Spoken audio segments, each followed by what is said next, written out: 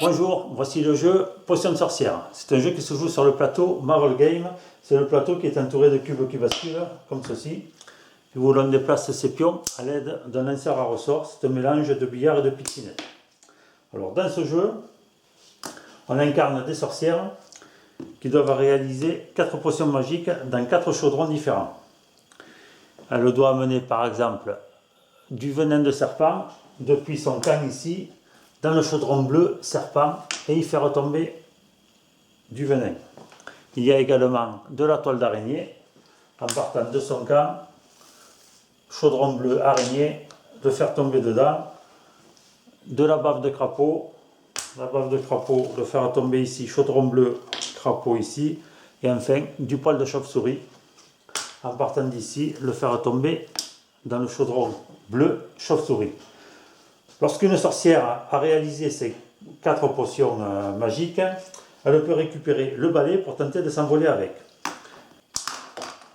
Là c'est trop fort, il faut gérer comme ceci. Là elle a réussi, donc la sorcière qui s'envole avec le balai magique a remporté la partie.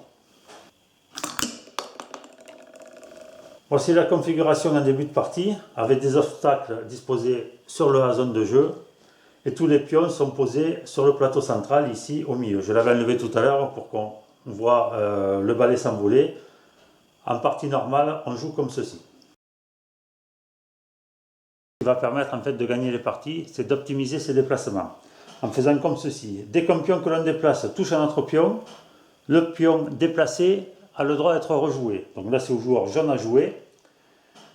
Ici il va jouer son pion jaune, il va tenter de toucher le pion bleu. Il le touche comme ceci. Le pion bleu, en plus d'être dégagé, parce qu'il allait, vous voyez c'était un pion bleu chauve-souris, il allait pouvoir le mettre. Non seulement il dégage le pion adverse, mais en plus il a le droit de rejouer ce pion pour se rapprocher de son chaudron. Il a également la possibilité de toucher un pion à lui. À ce moment-là, le joueur jaune a joué un pion jaune, évidemment, a touché un autre pion jaune, il peut jouer l'un des deux. Et là, le joueur jaune va choisir de jouer la chauve-souris pour réaliser sa potion magique. L'apparition d'un pion dragon.